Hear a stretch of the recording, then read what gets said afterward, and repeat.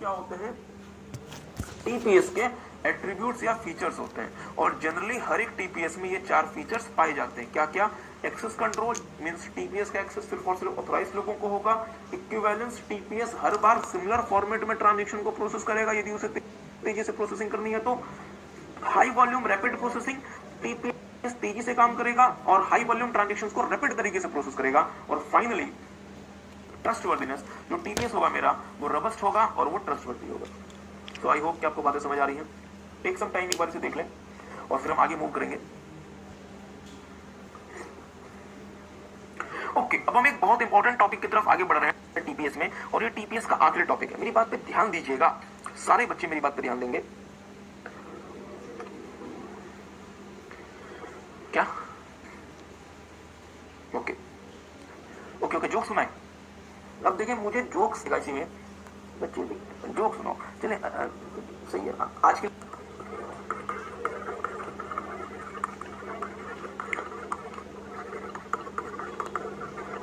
या फिर इसको हम दूसरा नाम देते हैं एसिड टेस्ट फॉर टीपीएस। इसको हम दूसरा नाम देते हैं एसिड टेस्ट फॉर, आज क्या हो रहा है, acid test for TPS. Acid test for TPS ये बहुत बहुत बहुत इंपॉर्टेंट है। बहुत ध्यान से मेरी बात को सुनिएगा।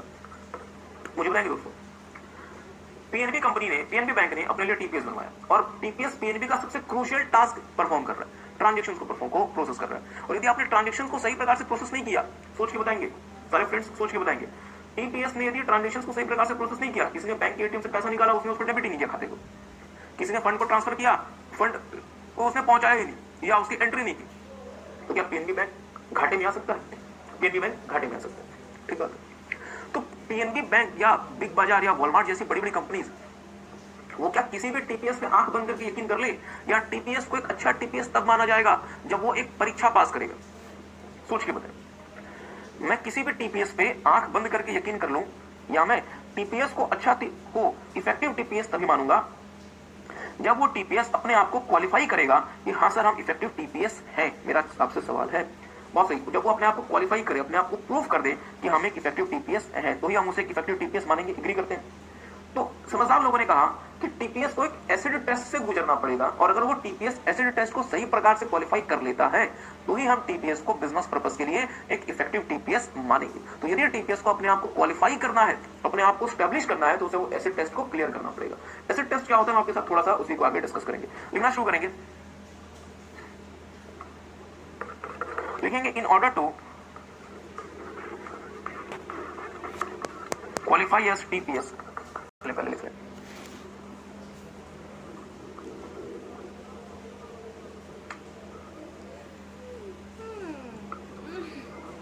पहले लिख लें।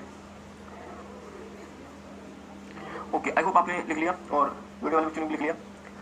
मेरा टीपीएस एक इफेक्टिव टीपीएस तब माना जाएगा फ्रेंड्स जब वो एसिड टेस्ट को क्वालिफाई करेगा।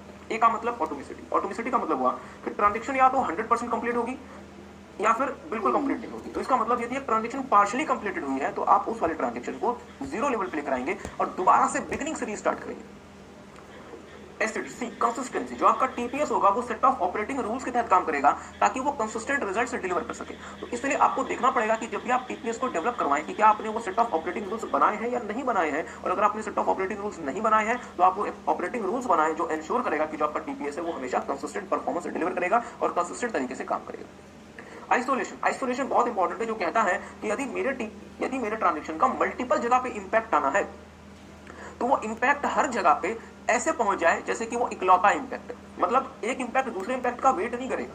सारे इंपैक्ट सेक्लूजन में, आइसोलेशन में अपीयर हो जाएंगे। जैसे फॉर एग्जांपल, अगर आपको एक बैंक अकाउंट से दूसरे बैंक अकाउंट में पैसा ट्रांसफर करना है तो पहला अकाउंट डेबिट होगा, दूसरा अकाउंट क्रेडिट होगा। मेरी बात ध्यान दीजिएगा, यदि पहला अकाउंट डेबिट होने में 10 मिनट लगाता है, दूसरा अकाउंट इमीडिएटली क्रेडिट हो गया। मेरी बात ध्यान दीजिएगा, बहुत ध्यान से मेरी बात को सुनिएगा, बहुत ध्यान से मेरी बात को सुनिएगा। लेट्स से हमें अकाउंट नंबर ए से अकाउंट नंबर बी में पैसा ट्रांसफर करना है 1 लाख रुपए। ये तुरंत क्रेडिट हो गया 1 लाख रुपए, और इसको डेबिट होने में 10 मिनट लगते हैं। तो समझदार लोग क्या करेंगे, 1 लाख रुपए जो क्रेडिट हो गया उसको ये विड्रॉ कर लेंगे। और यहाँ क्योंकि अभी तक मेरा पैसा डेबिट नहीं हुआ, 10 मिनट लगेगा, मैं अगेन जो मेरा पैसा है उसको मैंने यहाँ से विड्रॉ कर लिया। मुझे बताएं अल्टीमेट नुकसान किसका हुआ? आपकी कंपनी का, बैंक का। तो इसलिए टीपीएस इंश्योर करेगा कि ये जो डेबिट का इंपैक्ट है और जो ये क्रेडिट का इंपैक्ट है वो आइसोलेशन है। मतलब जैसे डेबिट हुआ exactly at the same time वो क्रेडिट होगा। मतलब दोनों वेट नहीं करेंगे कि सर जी आप पहले डेबिट होगा फिर मैं क्रेडिट हो जाऊं, या मैं क्रेडिट हो गया आप डेबिट हो जाओ। एट द सेम टाइम आप उसका इंपैक्ट वो डेबिट या फिर क्रेडिट होंगे। बहुत सही। और चौथा ड्यूरेबिलिटी, ये कहता है कि यदि ट्रांजैक्शन एक बार कंप्लीट हो गया, यदि ट्रांजैक्शन एक बार कंप्लीट हो गया तो और उसके इंपैक्ट हर जगह दिए जा चुके हैं तो आप उसे एज सच एंडू नहीं कर सकते। अगर आपको उसे एंडू करना है तो फिर आपको कोई दूसरा मैकेनिज्म फॉलो करना पड़ेगा। मेरे पास 10,000 रुपए कैश आ गया और मेरा अकाउंट डेबिट हो गया, क्या ये ट्रांजैक्शन कंप्लीट हो गया? हाँ सर, कैश मेरे पास आ गया, अकाउंट मेरा डेबिट हो गया, क्या ऑटोमेसिटी का टेस्ट पूरा हो गया? ठीक बात है। कंसिस्टेंसी का भी टेस्ट पूरा हो गया, हर बार वो सेम तरीके से काम करेगा। आइसोलेशन का भी टेस्ट पूरा हो गया कि जैसे मेरे पास कैश आया एट द सेम टाइम मेरा खाता डेबिट हो गया। अब मुझे सोच के बताएं, लेट्स से वो ट्रांजैक्शन हो गया, मैंने उस ट्रांजैक्शन को कैंसिल कर दिया, मैंने कैश निकाल दिया और मैंने ट्रांजैक्शन को कैंसिल कर दिया, तो क्या एटीएम के अंदर से कोई बंदा निकल के आएगा जो बोलेगा 10,000 रुपए वापस करो और मेरा जो खाता है वो दोबारा से क्रेडिट हो जाएगा? ध्यान दीजिएगा, मैंने यदि ट्रांजैक्शन को कैंसिल कर दिया, ट्रांजैक्शन कंप्लीट हो चुका है, यदि मैं उसे कैंसिल कर दूंगा तो कैंसिल करने का मतलब क्या हुआ? जो मेरा अकाउंट 10,000 से डेबिट हो गया वो दोबारा से क्रेडिट हो जाए।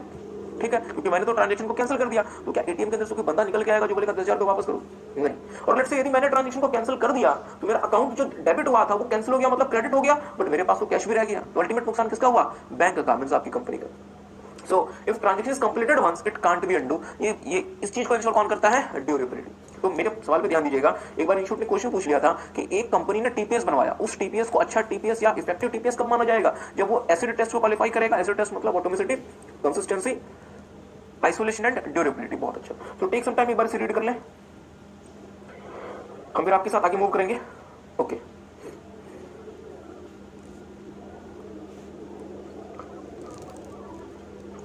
देखेंगे, ध्यान देंगे। दूसरा हम आपके साथ मूव कर रहे हैं ऑफिस ऑटोमेशन सिस्टम। आपको पता है जो बच्चे ऑफिस जाते हैं, जो बच्चे नहीं भी जाते, आपको पता है डियर, ऑफिस में आपके बहुत सारा डेटा होता है, it's a huge quantity of data. Office में रोज कितनी सारी फाइल्स आ रही होती हैं, कितने सारे काम हो रहे होते हैं ऑफिस में। तो क्या ये सब कुछ मैनुअली पॉसिबल था या हमें इसे ऑटोमेट करना पड़ेगा? बट ऑब्वियसली बात है, अगर आप ऑफिस चलाना है, इतने सारे क्लाइंट को सर्व करना है तो उसे ऑटोमेट करना पड़ेगा। तो जो बीआईएस हमें ऑफिस को ऑटोमेट करने में मदद करता है उसे हम नाम देते हैं ऑफिस ऑटोमेशन सिस्टम। बेटा मेरा आपसे छोटा सा सवाल है, ऑफिस में तो बहुत सारे काम होते हैं। जैसे किसी जमाने में हम मैनुअली चिट्ठी लिखा करते थे और उसे हम मैनुअली भेजा करते थे। किसी जमाने में हम मैनुअली ऑफिस के मतलब कैलेंडर में, मैनुअली हम ऑफिस के कैलेंडर में अपनी डेट्स को मार्क किया करते थे कि हमें इस दिन यहां जाना है, इतने बजे हमें इस वाली मीटिंग में जाना है। एग्री करते हैं? आज क्या आप ऑफिस में मैनुअल कैलेंडर यूज करते हैं या आप इलेक्ट्रॉनिक कैलेंडर यूज करते हैं? सर इलेक्ट्रॉनिक कैलेंडर यूज करते हैं। आज के समय ऑफिस में आप चिट्ठी पत्री पे यकीन करते हैं, मींस आप मैनुअली लेटर भेजते हैं या मेल भेज दिया करते हैं? सर मेल भेज दिया करते हैं। मींस बहुत सारे ऐसे डिवाइसेस या बहुत सारे ऐसे टूल्स आ गए आज के समय जो मेरे ऑफिस को ऑटोमेट करने का काम करते हैं। एग्री करेंगे? ओके, तो मेरे साथ साथ देखिएगा ऑफिस ऑटोमेशन सिस्टम। हाँ, ऑफिस ऑटोमेशन सिस्टम आपको नोट नहीं करना, तो जो चीजें आसान थी जहां बिना नोटिंग के काम चल जाएगा, हमने आपको नोट नहीं करवाया। Office automation system is a mechanism to digitally generate, collect, process and store office information. मतलब ऑफिस से जुड़ी हुई जितनी भी जानकारियां हैं उसको मैं मैनुअल तरीके से नहीं, डिजिटल तरीके से जनरेट करूंगा, स्टोर करूंगा, प्रोसेस करूंगा और उसे मैं क्या करूंगा? कलेक्ट करूंगा। मतलब कोई मुझे जानकारी मिल रही है, मैं उसे डिजिटल वे में कलेक्ट करूंगा, स्टोर करूंगा, प्रोसेस करूंगा, जनरेट करूंगा। ऑफिस ऑटोमेशन सिस्टम से मैं इंफॉर्मेशन को एक जगह से दूसरी जगह एक्सचेंज कर सकता हूं, इलेक्ट्रॉनिकली या फिर डिजिटली। डॉक्यूमेंट्स को मैनेज कर सकता हूं इलेक्ट्रॉनिक वे में। न्यूमेरिकल और बाकी डेटा को मैं हैंडल कर सकता हूं और मैं मैं अपने वर्क शेड्यूल्स को, मीटिंग्स को मैं प्लान कर सकता हूं, मैनेज कर सकता हूं। मतलब मैं मीटिंग्स को प्लान कर सकता हूं, वर्क शेड्यूल को प्लान कर सकता हूं, मैनेज कर सकता हूं। ओके, मेजॉरिटी यूज या मेजर जो आप ऑफिस ऑटोमेशन सिस्टम यूज करते हैं उनमें क्या क्या आता है? Word processing. पहले आपको मैनुअल तरीके से डॉक्यूमेंट्स प्रिपेयर करने पड़ते थे, आज के समय आप वर्ड प्रोसेसिंग जैसे एमएस वर्ड यूज करते हैं और आप अगेन आपने ये काम कैसे कर दिया? ऑटोमेट कर दिया। तो they are used to process text document, email. तो पहले आप जो मैनुअली जो मतलब लेटर भेजा करते थे, अब आप क्या कर रहे होते हैं? ईमेल भेज रहे होते हैं। Communicating electronically through mails, voice mail. अब आप क्या कर सकते हैं? वॉइस मेल भी कर सकते हैं। Communicating in the form of voice from one device to another, electronic calendaring. पहले जो आप मैनुअल कैलेंडर में मार्किंग करते थे, अब आप गूगल कैलेंडर जैसे डिवाइसेस का मतलब सॉफ्टवेयर का इस्तेमाल करके आप इलेक्ट्रॉनिकली आप अपने वर्क प्लान को, शेड्यूल को, मीटिंग को, सेमिनार को मैनेज कर सकते हैं। वीडियो कॉन्फ्रेंसिंग, पहले मीटिंग करने के लिए आपको फिजिकली जाना पड़ता था, अब आप वीडियो कॉन्फ्रेंसिंग के थ्रू मीटिंग कर सकते हैं। अपने बाकी मतलब कलीग्स के साथ आप 1-to-1 मीटिंग कर सकते हैं। तो अगेन ये क्या है? और आपके सिस्टम को, आपके ऑफिस के काम को ऑटोमेट कर रहा है। फैक्स, अगर आपको कोई डॉक्यूमेंट एक जगह से दूसरी जगह भेजना है तो आप उसे फैक्स के थ्रू भेज सकते हैं। और इमेजिंग, ध्यान दीजिएगा, ये बहुत अच्छा है, एक मतलब टूल है। जैसे फॉर एग्जांपल आपके पास कुछ रिटन टेक्स्ट पेपर में, अगर आपके पास कुछ रिटन टेक्स्ट पेपर में, अब लेट्स से मेरे पास कुछ रिटन टेक्स्ट पेपर में, I have something as a written text in paper form, तो अब मैं उसे मैनुअली टाइप करूंगा। इसका एक अच्छा ऑटोमेशन क्या है कि मैं OCR, optical character recognition software की मदद से इसको स्कैन कर लूंगा और OCR जो सॉफ्टवेयर है उसका वो इमेज ले लेगा और OCR सॉफ्टवेयर इस टेक्स्ट को जो कि यहाँ पे हार्ड कॉपी में है उसको वो सॉफ्ट कॉपी में कन्वर्ट करके मुझे दे देगा। तो इसका मतलब ये हुआ कि मुझे जो टाइपिंग करने में जो मेहनत होती है वो मेरी मेहनत सेव हो गई। तो फिर से ध्यान दीजिएगा, ऑफिस ऑटोमेशन सिस्टम में मेजॉरिटी हम क्या टूल्स इस्तेमाल कर सकते हैं? Word processing, email, voice mail, electronic calendaring, video conferencing, fax और इमेजिंग। और इमेजिंग में हम OCR या फिर ऑप्टिकल कैरेक्टर कम्युनिकेशन सॉफ्टवेयर इस्तेमाल करते हैं जो कि मेरे पेपर फॉर्मेट डेटा को डिजिटल या फिर इलेक्ट्रॉनिक फॉर्मेट में कन्वर्ट करने में मुझे मदद करता है। और ऑफिस ऑटोमेशन सिस्टम से मैं क्या क्या कर सकता हूँ? इन्फॉर्मेशन को एक्सचेंज कर सकता हूँ, मैं न्यूमेरिक डेटा बाकी डेटा को मैनेज कर सकता हूँ, डॉक्यूमेंट को मैनेज कर सकता हूँ, और मैं अपने वर्क शेड्यूल को प्लान कर सकता हूँ, मीटिंग को प्लान कर सकता हूँ। ठीक है, तो टेक सम टाइम, एक बार इसे रीड कर लें, office automation system, then we will move towards knowledge management system. जल्दी जल्दी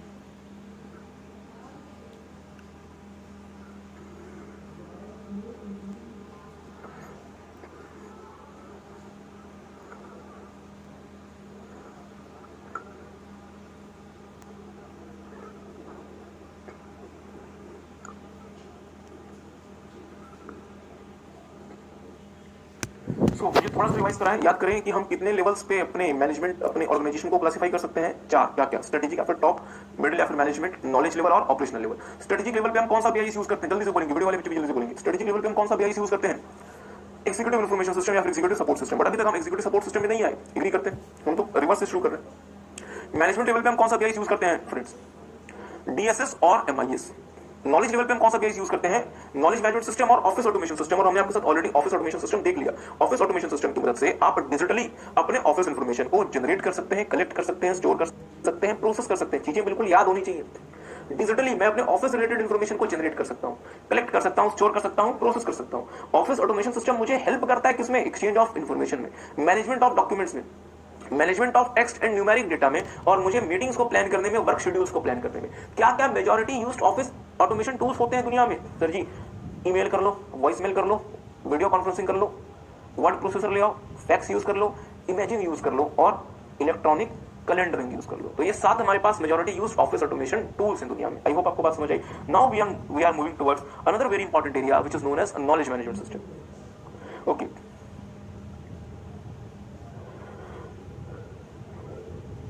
तो अगली हेडिंग बनाएंगे, क्या हेडिंग क्या बनानी है, बनाओ ये सब कुछ। तो अगले पेज में आएंगे नॉलेज मैनेजमेंट। सर बता दो। ओके, मैं आपसे कुछ बातें करना चाहता हूं, नहीं जोक नहीं सुना रहा, जहां देखो तहां, जब देखो तब जोक। एक देश है जिसका नाम है जापान, और एक देश है जिसका नाम है नाइजीरिया। जापान एशिया में, नाइजीरिया अफ्रीका में। बहुत अच्छा, मतलब इनको ज्योग्राफी भी पता है, दैट्स गुड, सीए को पता होना चाहिए। नाइजीरिया में बहुत सारे रिसोर्सेज हैं। ईश्वर ने नाइजीरिया को बहुत सारे रिसोर्सेज दिए, बहुत सारी माइंस हैं, बहुत सारा ह्यूज पेट्रोलियम है। अफ्रीका में सबसे ज्यादा पेट्रोल नाइजीरिया के पास है। On the other hand there is a country called Japan. Japan में ईश्वर ने कोई रिसोर्स नहीं दिया, कोई पेट्रोल नहीं है जापान में, कोई माइनिंग नहीं होती, कुछ नहीं होता। डिस्पाइट दिस जापान दुनिया के टॉप 5 इकोनॉमी में शामिल है और नाइजीरिया कहीं स्टैंड नहीं करता। रीजन क्या है? जापान कैसा है? नॉलेज बेस्ड वर्ल्ड है। देखिए फ्रेंड्स, मेरी बात पे ध्यान दीजिएगा। एक समय होता था जब दुनिया कमोडिटी बेस्ड वर्ल्ड मानी जाती थी, मतलब जिसके पास जितनी कमोडिटी या फिर मटेरियल चीजें हैं वो उतना अमीर माना जाता था। अब ये शिफ्ट हो चुका और अब दुनिया मटेरियलिटी से नॉलेज बेस्ड की तरफ पहुंच गई कि आपके पास नॉलेज कितना। यदि आपके पास नॉलेज है तो मटेरियल चीजें तो आप कहीं ना कहीं से गेन कर ही लेंगे। एग्री करते हैं? ओके, मेरी बात पर ध्यान दीजिएगा, लिखना शुरू कीजिएगा। नॉलेज मैनेजमेंट सिस्टम, पहला व्हाट इट नोज, दूसरा how it uses what it knows, और तीसरा how fast it can know something new. बहुत ध्यान दीजिएगा, यही 3 चीजें हैं जो किसी कंपनी के सक्सेस और फेलियर में अंतर करती है। हर कंपनी को, किसी भी कंपनी को पता होना चाहिए कि वो अभी क्या जानती है, व्हाट इट नोज। किसी भी कंपनी को पता होना चाहिए कि अभी क्या जानती है। मेरी बात पे ध्यान दीजिएगा। सर जी अजीब सी बात है ना, मुझे पता होना चाहिए, अगर मैं कंपनी चलाता हूं मुझे पता होना चाहिए मैं क्या जानता हूं। तो कंपनी को सिर्फ क्या ये पता होना चाहिए कि इसके सीईओ क्या जानते हैं कि है, या इनको, या कंपनी को ये भी पता होना चाहिए कि कंपनी का जो नॉर्मल एम्प्लॉय है वो भी क्या जानता है। क्या पता नॉर्मल एम्प्लॉय के पास कोई ऐसा बिजनेस आइडिया हो जो किसी कंपनी के पास ना हो, और उस बिजनेस आइडिया से मुझे बहुत ज्यादा एडवांटेज हो जाए। एग्री करते हैं? तो मुझे पता होना चाहिए कि मैं क्या जानता हूं। दूसरा, मैं जो जानता हूं मैं उसे कैसे इस्तेमाल करता हूं। मैं जानता तो बहुत कुछ है बट मैं इस्तेमाल ही नहीं कर पाता, तो क्या वो मेरे किसी काम का है? नहीं। तीसरा, अगर मैं कुछ नहीं जानता तो कितनी जल्दी मैं उस चीज को सीख सकता हूं। How fast it can know something new. जैसे फॉर एग्जांपल, मेरी बात पर ध्यान दीजिएगा, दुनिया में सबसे पहले फिंगरप्रिंट स्कैनर एप्पल कंपनी ने आईफोन में इंट्रोड्यूस किया था, और इसके 3 से 4 महीने के अंदर दुनिया में जितनी भी बड़ी कंपनीज है हर किसी ने फिंगरप्रिंट स्कैनर इंट्रोड्यूस कर दिया। मतलब क्या हुआ?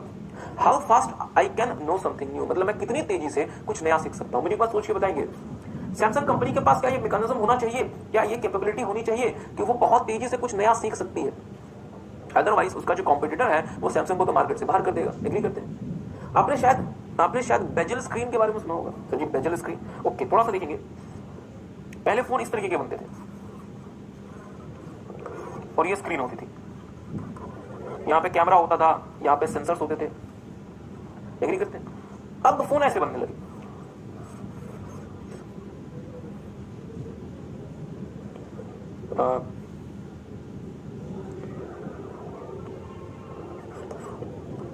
यहां पे कैमरा, यहां पे सेंसर्स और ये पूरी की पूरी स्क्रीन है। एग्री करते हैं? तो लेट्स से कि मेरी कंपनी इस तरीके के फोन बनाना नहीं जानती, तो क्या मुझे बहुत तेजी से इस तरीके के फोन बनाना सीखना पड़ेगा यदि इस तरीके के फोन मार्केट में ट्रेंड में है? हाँ सर। तो 3 बातें कंपनी को जाननी पड़ेंगी फ्रेंड्स। पहला कि मैं अभी क्या जानता हूं, what I know means what it knows. दूसरा, मैं जो जानता हूं मैं उसे कैसे इस्तेमाल करता हूं। और तीसरा, मैं कुछ भी नया कितनी तेजी से सीख सकता हूं, how fast I can know something new. ठीक बात है? मेरी बात पर ध्यान दीजिएगा। कंपनी क्या जानती है, कंपनी क्या जानती है ये सिर्फ और सिर्फ सीईओ को पता होगा, या कंपनी का हो सकता है कि कोई सामान्य इंप्लॉय भी कोई बहुत बड़ी जानकारी या कोई बहुत अच्छा आइडिया लेके बैठा हो, बट कंपनी को वो नहीं पता। जैसे फॉर एग्जांपल, मेरी बात पर ध्यान दीजिएगा, आप बच्चों ने एफएम पढ़ा हुआ है। एफएम में आपने एक फॉर्मूला पढ़ा हुआ है सीएपीएम का, कैपिटल एसेट प्राइसिंग मॉडल का। हम आपको फॉर्मूला नहीं पढ़ा रहे यहाँ पे। वो फॉर्मूला कुछ ऐसा है, ये शायद विलियम शार्प ने इस फॉर्मूले को इन्वेंट किया था। वो फॉर्मूला है risk free return plus beta expected return from the market minus risk free return. Agree करते हैं? ये फॉर्मूला ये बताता है कि मुझे किसी भी सिक्योरिटी से कितने रिटर्न की एक्सपेक्टेशन होनी चाहिए, और अगर मुझे उतना रिटर्न नहीं मिलता है तो फिर वो सिक्योरिटी मेरे लिए ज्यादा बेनिफिशियल नहीं है। ठीक बात? ये फॉर्मूला था ना? क्या एफएम पढ़ा दो मतलब एफएम तो पहले ग्रुप में आपके, ओके, पहला ग्रुप भी नहीं पास हुआ में अवेलेबल है। हाँ सर, ये फॉर्मूला क्या ऑलरेडी स्ट्रक्चर हो चुका है। एग्री करते हैं? बट ये सब कुछ होने से पहले ये फॉर्मूला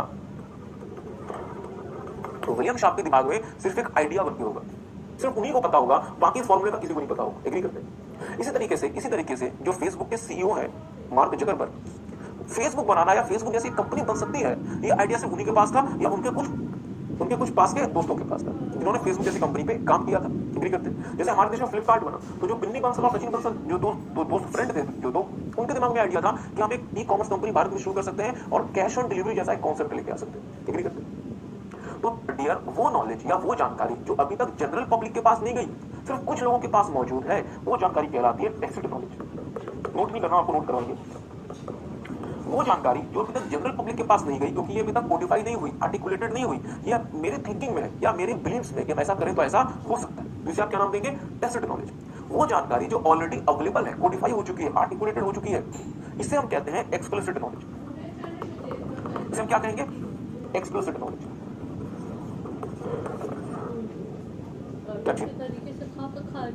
हाँ बिल्कुल सही। इन्होंने कहा सर अकाउंटिंग स्टैंडर्ड्स क्या कहलाएंगे? एक्सप्लिसिट नॉलेज या टैसिट नॉलेज? मुझे बताया अकाउंटिंग स्टैंडर्ड का दुनिया में ऑलरेडी अवेलेबल है, कोडिफाई हो चुके हैं, आर्टिकुलेटेड हो चुके हैं, इसलिए क्या बन गया? Explicit knowledge. हाँ, लेट्स से सीए बनने के बाद आपको लगता है कि यार अकाउंटिंग स्टैंडर्ड जैसी चीजें बेकार है, मैं इससे कोई अच्छी चीज मैं लेकर आ सकता हूँ जिससे कंपनीज की परफॉर्मेंस भी इंप्रूव होगी और फाइनेंशियल रिपोर्टिंग भी इंप्रूव होगी। तो जब तक आप उस चीज को दुनिया के सामने लेकर नहीं जाएंगे तब तक वो क्या है? Tacit knowledge. और जिस दिन आपने उस पर एक किताब लिख दी, दुनिया के सामने लेकर चले गए, सेमिनार कर दिया, वो क्या बन गया? एक्सप्लिसिट नॉलेज, क्योंकि वो हर किसी के सामने आ गया। एग्री करते हैं? तो सर सिंपल सी बात यह है कि अगर कोई जानकारी सिर्फ मेरे तक है, दुनिया में मैंने अभी तक जानकारी को नहीं पहुंचाया, तो वो क्या बन गया मेरे लिए? Tested knowledge. बट यदि कोई जानकारी पूरी दुनिया के पास अवेलेबल है, ऑलरेडी अवेलेबल है, तो उसे आप क्या नाम देंगे? Explicit knowledge. आई होप आपको बात समझ आई होगी। मुझे एक बात सोच के बताएंगे, कंपनी का वर्कफोर्स, अब लेट्स से सैमसंग में 1 लाख एम्प्लॉइज है, क्या आपको लगता है कि इस 1 लाख एम्प्लॉय में कोई ना कोई एम्प्लॉय ऐसा होगा जिसके पास कोई ना कोई ऐसा आइडिया होगा, कोई ना कोई ऐसी स्ट्रेटेजी होगी जिससे सैमसंग को फायदा हो सकता है? बट ऑब्वियस बात है। तो सैमसंग को क्या करना चाहिए? अपने वर्कफोर्स से क्या ड्रॉ करते रहना चाहिए? Tacit knowledge. क्योंकि ये एक ऐसी नॉलेज है जो कि वो सिर्फ और सिर्फ उस एम्प्लॉय के पास है, वो बाकियों के पास नहीं है, और हो सकता है कि सैमसंग को उसका बहुत बड़ा एडवांटेज हो जाए। आई होप आपको बात समझ आ रही है। तो एक काम करेंगे, इसी चीज को आगे लिखेंगे। ओके, तो बेसिकली क्या है ये आपका? ये ऑलरेडी आर्टिकुलेटेड है, कोडिफाइड है, डॉक्यूमेंटेड है, और ये स्पोकन वर्ड्स में हमारे पास अवेलेबल है। तो ऐसे नॉलेज को आप क्या नाम देंगे? Explicit knowledge. कितनी करते हैं? जैसे E = mc², अल्बर्ट आइंस्टाइन का बहुत फेमस फॉर्मूला, E = mc², वो ऑलरेडी क्या है? आर्टिकुलेटेड है, कोडिफाइड है, डॉक्यूमेंटेड, और ये दुनिया में as a written material available है। और क्योंकि ये रिटन मटेरियल के फॉर्म में अवेलेबल है, इसलिए इसे पूरी दुनिया में ट्रांसफर करना आसान था, तो अमेरिका में इन्वेंट हो गया, भारत में आ गया और बाकी जगहों पे चला गया। एग्री करते हैं? ओके, आगे देखेंगे टैसिट नॉलेज, एक्सप्लिसिट नॉलेज और टैसिट नॉलेज। तो टैसिट नॉलेज वो नॉलेज है दोस्तों जो कि विच रेसिड्स का मतलब होता है रहना इन जस्ट वन और फ्यू पर्सन, जो कि किसी एक व्यक्ति या छोटे से एक टीम के पास है सिर्फ, और अभी तक ये ना तो कोडिफाई हुई, ना आर्टिकुलेटेड हुई, ना डॉक्यूमेंटेड हुई। ये जो नॉलेज है ये बाकियों को उपलब्ध नहीं है। जैसे फॉर एग्जांपल स्पेशल नोहा, कुछ ऐसी चीज जो कि सिर्फ मैं ही जानता हूँ, एक्सपीरियंस एक्सेट्रा। जैसे मान लीजिए कि मिस्टर ए एक मोटर मैकेनिक है जो कि पिछले 30 साल से मोटर को मतलब से मोटर कार को रिपेयर कर रहे हैं, और इनको इस चीज का पिछले 30 सालों में इनको इस चीज की नॉलेज मिल गई कि किस तरीके से व्हीकल के माइलेज को बढ़ाया जा सकता है। एक बात है, तो ये जो नॉलेज है ये क्या कहलाएगी? Asset knowledge. अब मुझे बताएं, यदि मारुति सुजुकी के मिस्टर एम्प्लॉय है तो क्या मारुति सुजुकी को मिस्टर से ये नॉलेज मतलब निकलवानी चाहिए? हाँ सर, इसका मारुति को एडवांटेज होगा। एग्री करते हैं? तो कंपनी को एक्सप्लिसिट नॉलेज भी यूज करना चाहिए और साथ में इम्प्लिसिट नॉलेज भी यूज करना चाहिए। ओके, तो आगे लिखेंगे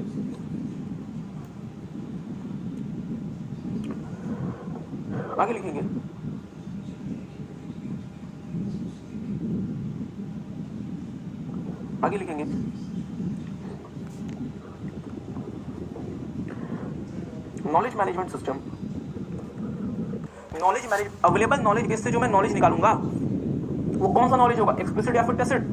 अवेलेबल नॉलेज बेस इसका मतलब क्या हुआ? जो नॉलेज ऑलरेडी अवेलेबल, मतलब एक्सप्लिसिट। बहुत अच्छा। Work force of the entity से जो मैं नॉलेज निकालूंगा वो नॉलेज क्या बाकियों को पता है? नहीं। तो वो नॉलेज कैसा होगा? टैसिट। और साथ में मैं क्या करूंगा?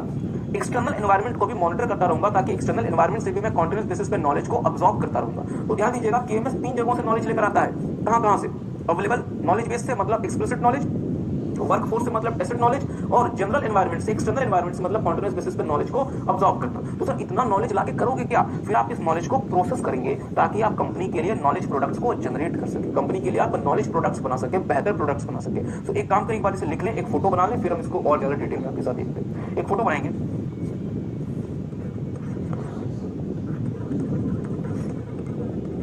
Company workforce.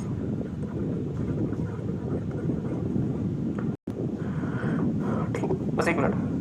तो क्या इस फोटो को आप समझ पाए? कंपनी वर्कफोर्स से हमें क्या मिलेगा? Tacit knowledge. एक्सटर्नल एनवायरनमेंट से हम क्या करेंगे? नॉलेज की अब्सॉर्प्शन। और हमें नॉलेज बेस से क्या मिलेगा? Explicit knowledge. और हम सबको प्रोसेस करके क्या बनाएंगे? नॉलेज प्रोडक्ट्स बनाएंगे। सो टेक सम टाइम, एक बार इस फोटो को बना लें, और एक अच्छा क्वेश्चन आपके दोस्त ने पूछा है तो वो हम आपके साथ डिस्कस करते हैं।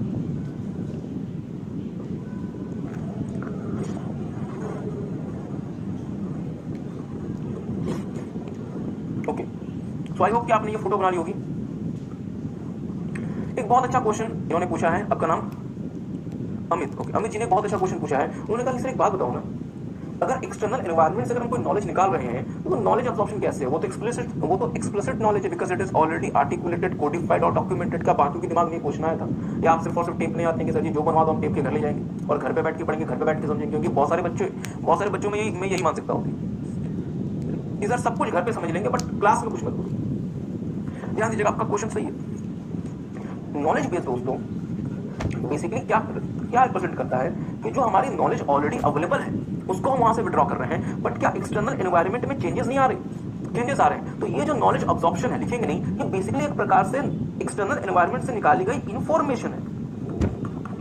एक्सटर्नल एनवायरनमेंट से निकाली गई इंफॉर्मेशन है। जैसे फॉर एग्जांपल जब मोदी जी देश के प्रधानमंत्री बने थे तो उन्होंने डिजिटल पेमेंट को प्रमोट किया था। तो मुझे क्या पता होना चाहिए कि देश में डिजिटल पेमेंट को प्रमोट किया जा रहा है? तो ये भी क्या एक तरह से नॉलेज है जो मैंने एक्सटर्नल एनवायरनमेंट से अब्सॉर्ब की है। एग्री करते हैं? और डिजिटल पेमेंट के लिए जो टेक्नोलॉजी ऑलरेडी अवेलेबल है वो कहां उपलब्ध होगी? नॉलेज बेस में। और लेट्स से मेरे किसी एम्प्लॉय ने डिजिटल पेमेंट के लिए मुझे बहुत अच्छा आइडिया दे दिया, तो वो क्या बन गया मेरे लिए? Tacit knowledge. तो मैंने एक्सटर्नल एनवायरनमेंट से उठाया कि डिजिटल पेमेंट को प्रमोट किया जा रहा है। मैंने एक्सप्लिसिट नॉलेज से, मैंने ऑलरेडी अवेलेबल नॉलेज बेस से मैंने डिजिटल पेमेंट की टेक्नोलॉजी उठा ली, और अपने एम्प्लॉइज से मैंने आइडिया लिया कि सर जी डिजिटल पेमेंट को और ज्यादा अच्छा कैसे बनाओ। मैंने सबको प्रोसेस करके क्या कर दिया? मैंने पेटीएम ऐप लॉन्च कर दिया, मैंने फोन पे ऐप लॉन्च कर दिया, मैंने फोन बडी लॉन्च कर दिया, मैंने फ्री चार्ज लॉन्च कर दिया, एक्सेट्रा। आई होप आपको बात समझ आई होगी। तो टेक सम टाइम, इसको आप लोग करेंगे। ओके, ठीक है। तो फिर हम लोग आगे बढ़ेंगे। तो फिर हमने आपके साथ नॉलेज मैनेजमेंट सिस्टम में क्या देखा कि कंपनी को पता होना चाहिए कि कंपनी ऑलरेडी क्या जानती है, जो जानती है उसे यूज कैसे करती है, और कितनी जल्दी कंपनी कुछ नया सीख सकती है। इसके लिए कंपनी को क्या चाहिए? एक proper knowledge management system. Knowledge हमारी दो प्रकार की हो सकती है, एक्सप्लिसिट जो कि ऑलरेडी कोडिफाइड है, आर्टिकुलेटेड है, डॉक्यूमेंटेड है, और जो कि पब्लिक डोमेन में है, और दूसरा क्या होता है? टैसिट, जो कि अभी तक कोडिफाइड, आर्टिकुलेटेड या फिर डॉक्यूमेंटेड नहीं हुई और अभी तक ये कुछ ही लोगों के पास मौजूद। नॉलेज मैनेजमेंट सिस्टम में हम 3 जगहों से नॉलेज उठाते हैं। एक्सटर्नल एनवायरनमेंट से हम कॉन्टिन्यूसली नॉलेज को अब्सॉर्ब करते रहते हैं, अपने वर्कफोर्स से हम टेस्टेड नॉलेज निकालते हैं, और कंपनी के और अवेलेबल नॉलेज बेस से जैसे इंटरनेट हो गया, लाइब्रेरीज हो गई, रिसर्च पेपर्स हो गए, वहां से हम क्या उठाएंगे, एक्सप्लिसिट नॉलेज, और तीनों नॉलेज को मिला के क्या बनाएंगे, नॉलेज प्रोडक्ट्स और सर्विसेज, और उसका फिर कंपनी अकॉर्डिंगली इस्तेमाल करेगी। आई होप आपको बात समझ आएगी। आगे बढ़ेंगे हम, देखिएगा difference between information and knowledge. आपने दोस्तों पढ़ा हुआ है डेटा, डेटा को प्रोसेस करके क्या बनता है, इंफॉर्मेशन, और इंफॉर्मेशन के बाद अगर मुझे इंफॉर्मेशन मिलती रहती है तो फिर उसके बाद मेरे पास क्या राइज होती है, नॉलेज, और एक आखिरी स्टेज आती है जो कहलाती है विजडम, मतलब मैं दूर का सोच सकता हूं। ध्यान दीजिएगा, डेटा से मुझे क्या मिला, इंफॉर्मेशन, बट इंफॉर्मेशन यदि मुझे काम की इंफॉर्मेशन मिलती रहे तो मेरे पास नॉलेज विकसित होता है, और यदि मेरे पास अच्छा खासा नॉलेज जमा हो जाता है तो मेरे पास दूर की सोच आ जाती है, मींस मेरे पास एक विजडम आ जाता है। तो देखिएगा इंफॉर्मेशन और नॉलेज के बीच में क्या डिफरेंस है, इंस्टीट्यूट ने किताब में दिया हुआ है, तो मैंने आपको देखा कि करा दे। Information is processed form of data. Information क्या होता है, डेटा को प्रोसेस करने के बाद where knowledge results through information, और आपको नॉलेज कब मिलता है, जब आपके पास इंफॉर्मेशन का एक भंडार इकट्ठा हो जाता है।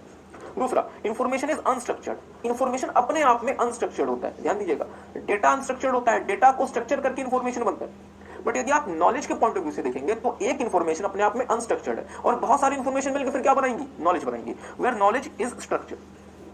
तीसरा, information is timely and short live. Information एक छोटे समय के लिए होता है, बट यदि मुझे कॉन्टिन्यूस बेसिस पे इंफॉर्मेशन मिलती रहेगी किसी भी चीज के बारे में, तो मेरे पास एक नॉलेज डेवलप होता रहेगा। जैसे फॉर एग्जांपल, यदि मुझे जीएसटी के बारे में या मुझे इंफॉर्मेशन टेक्नोलॉजी के बारे में कॉन्टिन्यूसली इंफॉर्मेशन मिल रही है, तो धीरे धीरे मेरे पास जीएसटी या इंफॉर्मेशन टेक्नोलॉजी की नॉलेज विकसित होती रहेगी। तो इंफॉर्मेशन मेरा टाइमली होता है और शॉर्ट लिव्ड होता है, जबकि नॉलेज जो होता है ये लॉन्ग टर्म सिग्निफिकेंस का होता है। फाइनली, ये बहुत महत्वपूर्ण है, information is acquired from external sources. Information कहां से मिलता है, एक्सटर्नल सोर्सेज से। मतलब एक्सटर्नल सोर्सेज मतलब क्या, कि आपके अंदर से नहीं, बाहर से आपको कोई व्यक्ति इंफॉर्मेशन लाके देगा, बट नॉलेज कोई बाहर से लाके नहीं देता, नॉलेज तो आपको खुद से जनरेट करना पड़ता है।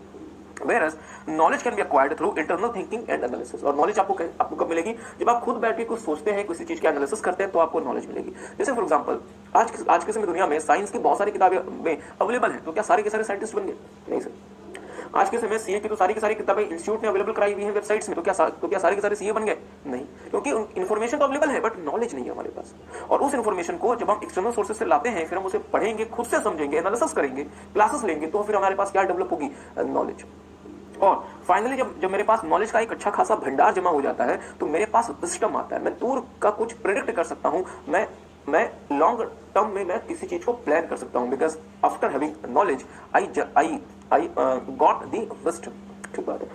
तो मेरी हायरार्की क्या बनी, सबसे पहले डेटा को प्रोसेस करके नॉलेज, इंफॉर्मेशन इकट्ठा होता रहेगा, फिर क्या बनेगा, नॉलेज, और नॉलेज के बाद एक स्टेज ऐसी आती है कि हम क्या अक्वायर कर लेते हैं, विजडम अक्वायर कर लेते हैं। ठीक बात है, ओके। आगे देखिएगा, मैनेजमेंट इंफॉर्मेशन सिस्टम बहुत महत्वपूर्ण, और बहुत ध्यान से, हाँ एमआईएस आपको नोट नहीं करना, सब कुछ हम यहीं से करेंगे, मेरी बात पर ध्यान दीजिएगा फ्रेंड्स, बहुत ध्यान से देखिएगा। लेट्स से मुकेश अंबानी जी ने कह दिया जियो डिपार्टमेंट को कि सर जी 4% अपना रेवेन्यू बढ़ाओ, 4% रेवेन्यू बढ़ाओ। लेट्स से ये जियो के मैनेजर, अब इनको क्या करना पड़ेगा, नए प्रोडक्ट्स लॉन्च करने पड़ेंगे एंड सर्विसेज, इनको क्या करना पड़ेगा, नए प्रोडक्ट्स एंड सर्विसेज लॉन्च करने पड़ेंगे जिससे आपका रेवेन्यू बढ़े। तो सर जी नया प्रोडक्ट या सर्विस लॉन्च करना पड़ेगा, तो क्या बिना इंफॉर्मेशन के एडॉक बेसिस पे मैं लॉन्च कर दूं, नहीं, मुझे क्या चाहिए, प्रॉपर इंफॉर्मेशन। मुझे क्या चाहिए, प्रॉपर इंफॉर्मेशन। ये इंफॉर्मेशन मुझे कौन ला के देगा, आपकी सहूलियत के लिए ये इंफॉर्मेशन मुझे कौन ला के देगा, एमआईएस। ये इंफॉर्मेशन मुझे कौन ला के देगा दोस्तों, एमआईएस। तो कंपनी के मैनेजर को एमआईएस वो इंफॉर्मेशन ला के देगा। अब कंपनी के मैनेजर को क्या लेना है, डिसीजन लेना। आपको इंफॉर्मेशन तो मिल गया, मुझे बताएंगे कंपनी के मैनेजर को सिर्फ और सिर्फ क्या डिसीजन लेना पड़ता है, या साथ में प्लानिंग भी करनी पड़ती है, डायरेक्शन भी देना पड़ता है और कंट्रोल भी करना पड़ता है, जैसे हम प्यार से पीडीसी कहते हैं। तो अगर आपको पीडीसी करना है तो क्या एडहॉक बेसिस पे प्लानिंग कर दें, एडहॉक बेसिस पे डायरेक्शन दे दें और एडहॉक बेसिस पे कंट्रोल कर दें, या इसे भी प्रॉपर इंफॉर्मेशन के बेसिस पे करना पड़ेगा, जोर से बोलेंगे, प्रॉपर इंफॉर्मेशन के बेसिस पे करना पड़ेगा। बहुत अच्छा। और अगर मुझे डिसीजन लेना है वो भी प्रॉपर इंफॉर्मेशन के बेसिस पे होगा, एग्री करते हैं ना। बहुत ध्यान से मेरी बात को सुनिएगा, यदि मुझे प्रॉपर इंफॉर्मेशन चाहिए तो वो इंफॉर्मेशन मुझे कौन ला के देगा, sir ji information system. But कौन सा information system, management information system. ये वो इंफॉर्मेशन सिस्टम होगा जो कि मैनेजमेंट को उसके काम का इंफॉर्मेशन ला कर देगा। बट सवाल ये बनता है, बहुत ध्यान से मेरी बात को सुनिएगा, जो बच्चे हमें वीडियो के थ्रू देख रहे हैं उनको थोड़ा सा मैं बताऊं, क्योंकि आप तो सारे दिल्ली की हैं सामने वाले। दिल्ली में एक जगह जिसका नाम है नेहरू प्लेस, हो सकता है कि वीडियो वाले बच्चों को भी कुछ को पता हो। नेहरू प्लेस एशिया का सबसे बड़ा कंप्यूटर का, सॉफ्टवेयर का, हार्डवेयर का मार्केट। ठीक अलग बात है। तो ये आपने ओके ऑलरेडी बता दिया था, ओके आप इवन वीडियो वाले बच्चों को हमने ऑलरेडी बता दिया। अब लेट्स से मुझे अब मुझे अपने मैनेजर के लिए मैनेजमेंट इन्फॉर्मेशन सिस्टम चाहिए, तो क्या मैं नेहरू प्लेस में जाके सीडी खरीद के ले आऊं? नहीं, मुझे अपने मैनेजर की रिक्वायरमेंट के हिसाब से वो मैनेजमेंट इन्फॉर्मेशन सिस्टम बनवाना पड़ेगा, डेवलप करवाना पड़ेगा। जैसे बहुत सारी कंपनीज हमारे देश में, इन्फोसिस, टीसीएस, हाँ विप्रो, जो कंपनीज असिस्ट करती हैं मैनेजमेंट इन्फॉर्मेशन सिस्टम जैसी चीजों को डेवलप कराने में, कोर बैंकिंग सिस्टम को डेवलप कराने में, छोटे मोटे ईआरपी डेवलप करवाने में। ठीक बात है, तो मैं आपके साथ साथ देखेंगे ये क्या होता है। तो अगर मेरे मैनेजर को इन्फॉर्मेशन चाहिए दोस्तों, तो हमें क्या चाहिए? एमआईएस। बट हमें एमआईएस बनवाना पड़ेगा, डेवलप करवाना पड़ेगा। हमें प्रोग्रामर्स बुलाने पड़ेंगे, हमें इंजीनियर्स बुलाने पड़ेंगे, जो कि हमारे रिक्वायरमेंट के हिसाब से हमें एमआईएस डेवलप करके देंगे। जैसे मेरा एमआईएस डेवलप हो गया, अब मुझे क्या मिलना शुरू हो जाएगा? इन्फॉर्मेशन।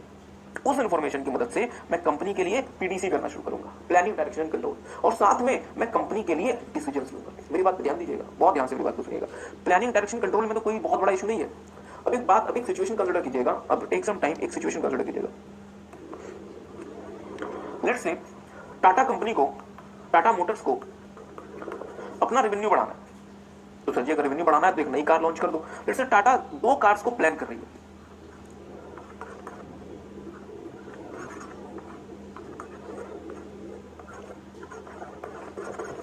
ये कार नंबर 1 और this is car number 2। Okay, बस जैसी लग रही है क्या? इसको दिल की निगाहों से देखेंगे आपको कार जैसी लगेगी।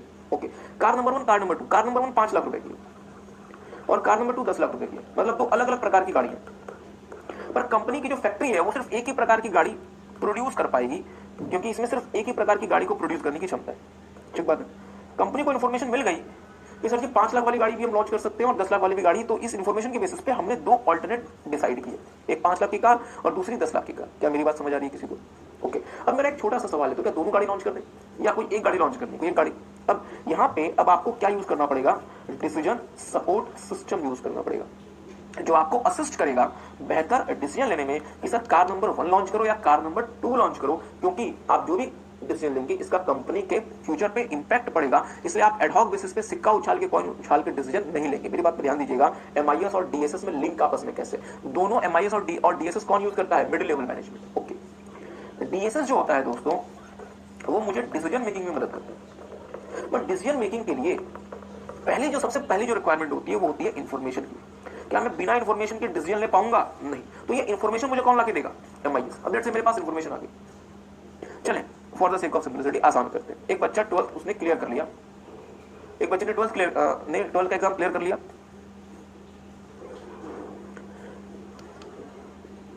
ओके, फिर से there is something wrong. Okay, ध्यान से मेरी बात को सुनिएगा। लेट्स से मिस्टर ए ने 12th क्लियर कर लिया,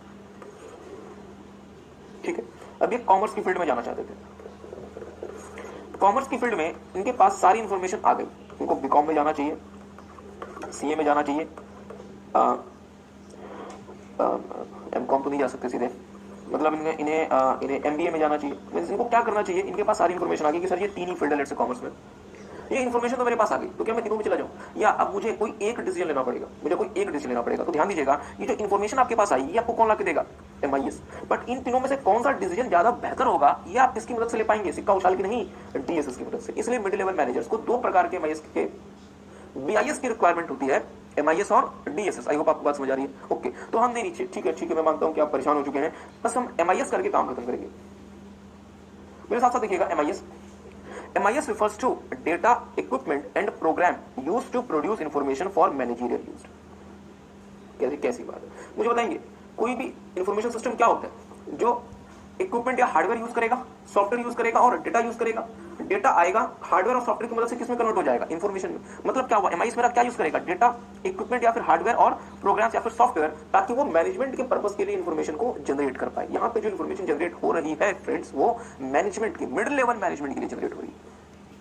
it is a system that assist management in decision making. जो एमआईएस होता है वो मैनेजमेंट को डिसीजन मेकिंग में असिस्ट करता है, हेल्प करता है। MIS provides accurate and timely information which assist them in effective planning and control. MIS जो है वो हमें डिसीजन मेकिंग में भी मदद करता है और एमआईएस हमें प्लानिंग में, डायरेक्शन में और कंट्रोल में भी मदद करता है। पर ध्यान दीजिएगा, यदि मुझे डिसीजन मेकिंग करनी है, बच्चे बात कर रहे ओके, समय पूछ रहे थे, मुझसे समय पूछ लेते ना, बताएं। ओके, ठीक है, तो समय ओके, ठीक है। एनी हाउ फिर से अगर मुझे डिसीजन मेकिंग करनी है, ध्यान दीजिएगा, अगर मुझे डिसीजन मेकिंग करनी है तो मुझे एमआईएस तो चाहिए चाहिए, साथ में मैं एक्स्ट्रा क्या यूज करूंगा, डीएसएस यूज करूंगा। बहुत अच्छा आंसर, मतलब बच्चा पढ़ रहा था सिर्फ समय पूछने के लिए इसने पूछा था। Any how MIS is made with management information and system. MIS 3 शब्दों से मिलकर बना है, मैनेजमेंट इन्फॉर्मेशन और सिस्टम। मैनेजमेंट कौन लोग होते हैं, जो कि कंपनी के लिए प्लानिंग करते हैं, डायरेक्शन करते हैं और कंट्रोल करते हैं।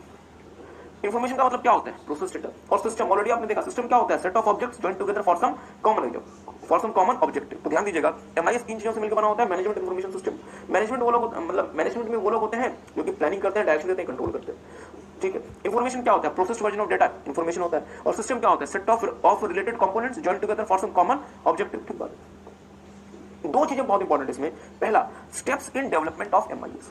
अगर मुझे एमआईएस बनवाना है तो मुझे क्या क्या स्टेप्स फॉलो करने पड़ेंगे। जैसे फॉर एग्जांपल हमने आपको बताया था, यदि किसी कंपनी को एमआईएस चाहिए तो वो एमआईएस की सीडी नेहरू प्लेस से खरीद के लेके नहीं आ सकती। दूसरा एग्जांपल चेंज करते हैं, मेरी बात पे ध्यान दीजिएगा। मारुति सुजुकी इंडिया लिमिटेड के जो मिडिल लेवल मैनेजर्स होंगे और रिलायंस जियो के जो मिडिल लेवल मैनेजर्स होंगे, दोनों को क्या सेम काम करना है या दोनों को अलग अलग इंडस्ट्री में अलग अलग काम करने हैं। बहुत अच्छा, अलग अलग इंडस्ट्री में अलग अलग काम करने हैं। तो क्या मारुति सुजुकी इंडिया लिमिटेड की मिडिल लेवल मैनेजर्स और जियो की मिडिल लेवल मैनेजर्स को सेम एमआईएस दे दो, या दोनों के रिक्वायरमेंट के हिसाब से अलग अलग एमआईएस डेवलप करना पड़ेगा। दोनों के रिक्वायरमेंट के हिसाब से अलग अलग एमआईएस डेवलप करना पड़ेगा। तो सर जी कैसे हम एमआईएस डेवलप कर सकते हैं। सबसे पहले ground work examination, like examination of problem, its magnitude, alternates available etcetera. मुझे बताएंगे, कंपनी के पास अगर मैनेजर है तो क्या मैनेजर के पास कोई ना कोई रास्ता होगा जिसके थ्रू उसको इन्फॉर्मेशन पहले भी मिल रही होगी, या मैनेजर को इन्फॉर्मेशन बिल्कुल नहीं मिल रही होगी, कहीं ना कहीं से तो इन्फॉर्मेशन मिल रही होगी। बट अब आप क्या चाहते हैं, एक प्रॉपर एमआईएस चाहते हैं, एग्री करते हैं। तो आप एमआईएस क्यों चाहते हैं, हम सबसे पहले क्या करेंगे, ग्राउंड वर्क एग्जामिनेशन करेंगे कि आप एमआईएस क्यों चाहते हैं। अब लेट्स से मैं एमआईएस क्यों चाहता हूं मुझे नहीं पता, या फिर मैं एमआईएस क्यों चाहता हूं ये बात प्रोग्रामर को नहीं पता, और प्रोग्रामर ने अपने मन से एमआईएस बना दिया। तो मुझे बताएंगे क्या मैनेजर की रिक्वायरमेंट पूरी हो पाएगी, नहीं। तो सबसे पहले क्या करना पड़ेगा, ग्राउंड वर्क एग्जामिनेशन। और जिस कंपनी को आप एंगेज करेंगे एमआईएस बनवाने के लिए, जैसे टीसीएस, इन्फोसिस, विप्रो एक्सेट्रा, वो सबसे पहले प्रॉब्लम एग्जामिन करेगी कि सर जी मैनेजर को अभी क्या प्रॉब्लम है, उस प्रॉब्लम का मैग्नीट्यूड साइज क्या है, और हम क्या ऑल्टरनेट वे में एमआईएस डेवलप कर सकते हैं। ठीक बात है। इसके बाद रिक्वायरमेंट एनालिसिस, आपने मैनेजमेंट की, आपने मैनेजर की प्रॉब्लम समझ ली, परेशानी समझ ली, अब आप मैनेजर की रिक्वायरमेंट को समझेंगे कि उसको किस प्रकार का एमआईएस चाहिए। लाइक असर्टेनिंग यूजर्स नीड्स, मतलब यूजर की क्या जरूरतें हैं एमआईएस में, जो जरूरतें हमें एमआईएस में पूरी करनी पड़ेंगी। सिस्टम ब्लूप्रिंट, जैसे मैंने यूजर की रिक्वायरमेंट को समझ लिया, अब मैं एक सिस्टम का ब्लूप्रिंट तैयार करूंगा। सर जी सिस्टम मतलब कौन सा सिस्टम, एमआईएस। जैसे एमआईएस में इनपुट कैसा होगा, प्रोसेसिंग कैसी होगी, आउटपुट कैसा होगा, स्टोरेज कैसा होगा। याद करें किसी भी इन्फॉर्मेशन सिस्टम का काम ही क्या होता है, इनपुट लेना, प्रोसेस करना, स्टोरेज करना, आउटपुट करना, एग्री करते हैं, और फीडबैक और कंट्रोल करना। तो आपने एमआईएस भी क्या है, इन्फॉर्मेशन सिस्टम जो कि डेटा के प्रोसेसिंग का काम करेगा। तो आपने सबसे पहले ग्राउंड वर्क एग्जामिनेशन करके प्रॉब्लम समझ ली, ऑल्टरनेटिव समझ लिया, आपने इसके बाद रिक्वायरमेंट एनालिसिस करके मैनेजर की रिक्वायरमेंट समझ ली। इसके बाद जब आपने मैनेजमेंट की रिक्वायरमेंट समझ ली, तो उस रिक्वायरमेंट के बेसिस पे आप क्या करेंगे, एक एमआईएस का ब्लूप्रिंट प्रिपेयर करेंगे, जो ब्लूप्रिंट आपको मदद करेगा फाइनली एमआईएस बनवाने में। एग्री करते हैं। तो आपने एक ब्लूप्रिंट तैयार कर लिया जिसमें आपने इनपुट देखा, प्रोसेसिंग देखी, आउटपुट देखा, स्टोरेज देखा।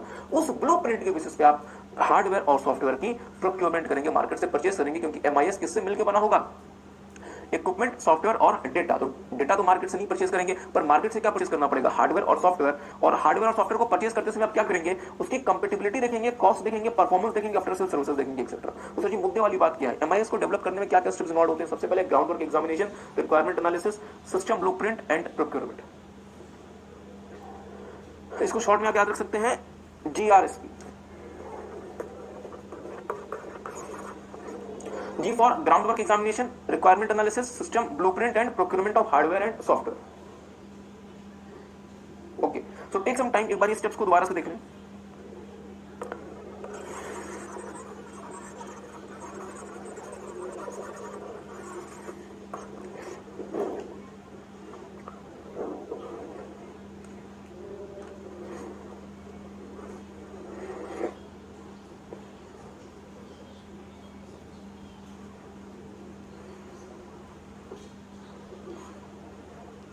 इन्वॉल्व होते हैं एमआईएस के डेवलपमेंट में। सबसे पहले ओके जीआरएसपी, ग्राउंड वर्क एग्जामिनेशन, जहां पे आप प्रॉब्लम को समझेंगे, मैग्नीट्यूड को समझेंगे और ऑल्टरनेट अवेलेबल।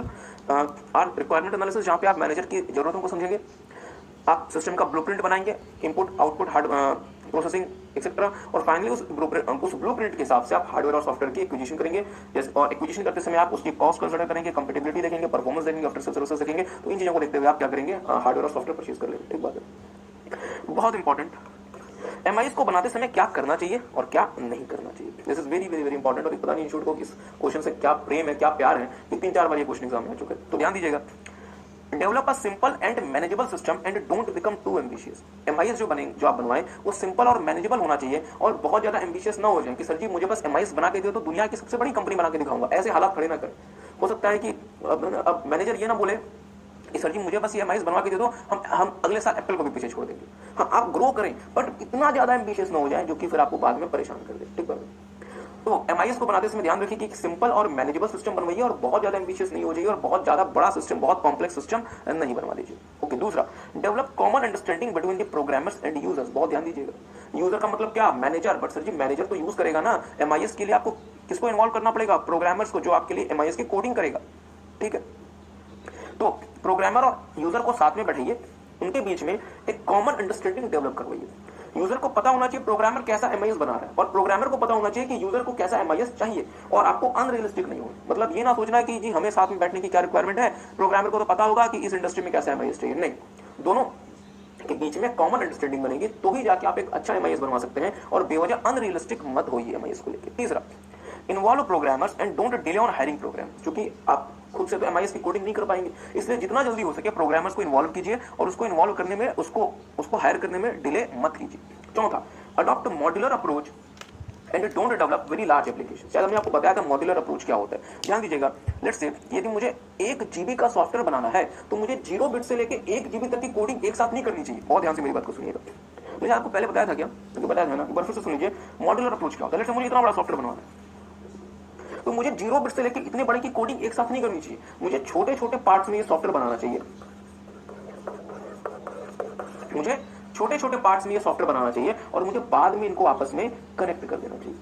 मुझे पता है इसका एडवांटेज क्या होगा, एक तो मुझे कोडिंग करने में आसानी होगी और दूसरा अगर कोई एरर एक्सेप्ट अराइज होगा तो मैं उसे आसानी से डील कर सकता हूं। तो इस अप्रोच को आप नाम देंगे मॉड्यूलर अप्रोच, जहां पे आप छोटे छोटे सॉफ्टवेयर के ब्लॉक्स बनाएंगे और फिर उन्हें बाद में आपस में कनेक्ट कर देंगे, ना कि 0 बिट से लेके 1 GB तक आपने एक बार में कोडिंग कर दी। ये गलती ना करें। अगर आप ऐसा करेंगे तो लेट्स से इन बिटवीन अगर कोई एरर रह गया, बग रह गया, तो आपको बहुत ज्यादा परेशान कर सकता है। ठीक बात है। इसी तरीके से एमआईएस को बनवाते समय मॉड्यूलर अप्रोच अपनाएं और बहुत बड़े बड़े एप्लीकेशंस को डेवलप ना करें।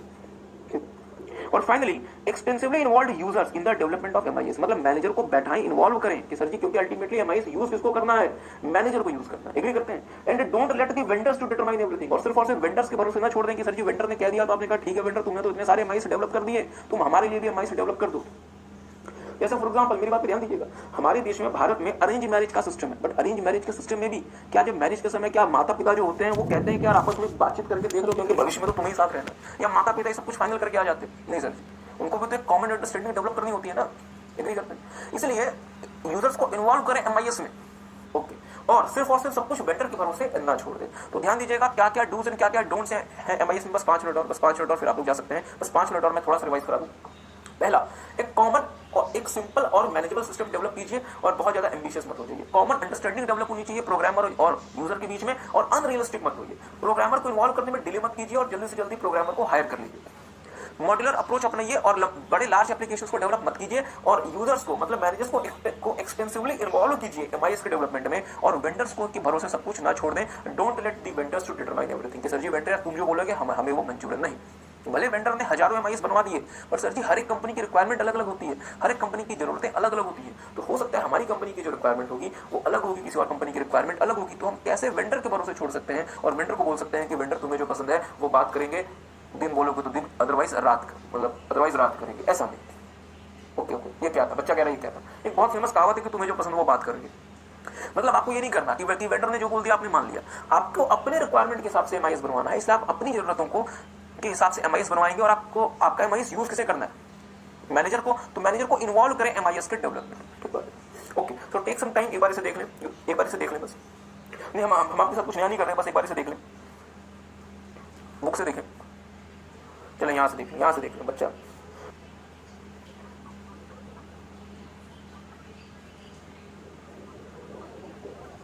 सिस्टम ये एक प्रकार का इन्फॉर्मेशन सिस्टम है। इन्फॉर्मेशन सिस्टम क्या होता है, जो इनपुट लेता है, प्रोसेस करता है, स्टोरेज करता है, आउटपुट बनाता है और फीडबैक के थ्रू पूरे के पूरे मैकेनिज्म को कंट्रोल करता है। बहुत अच्छी बात है। ये क्या क्या रिसोर्स या कंपोनेंट यूज करता है, people, hardware, software, data, network. People 2 प्रकार से, स्पेशलिस्ट और यूजर्स। ठीक बात है। हार्डवेयर 2 तरीके से, मशीन और मीडिया। सॉफ्टवेयर 2 तरीके से, प्रोग्राम और प्रोसीजर्स। और डेटा कई प्रकार का हमारा डेटा हो सकता है। और finally network means communication media, communication processors, network security tools etcetera. ठीक बात है। हमने देखा था कि कंपनी को हम 4 लेयर्स में क्लासिफाई कर सकते हैं। क्या क्या? जल्दी जल्दी। स्ट्रेटेजिक बहुत अच्छा, दूसरा मैनेजमेंट, नॉलेज और ऑपरेशन बहुत अच्छा। मेरा सवाल आपके जवाब, वीडियो वाले बच्चे भी जवाब देंगे। एएमएस हम कहाँ यूज करते हैं? हाँ बिल्कुल सही। नॉलेज मैनेजमेंट सिस्टम हम कहाँ यूज करते हैं, कौन से लेयर में? मैनेजरियल में यूज नहीं करते। फिर से केएमएस कहाँ यूज करते हैं? बहुत अच्छा, नॉलेज मैनेजमेंट सिस्टम यूज करते हैं। नॉलेज मैनेजमेंट सिस्टम में केएमएस के अलावा क्या यूज करते हैं? वीडियो वाले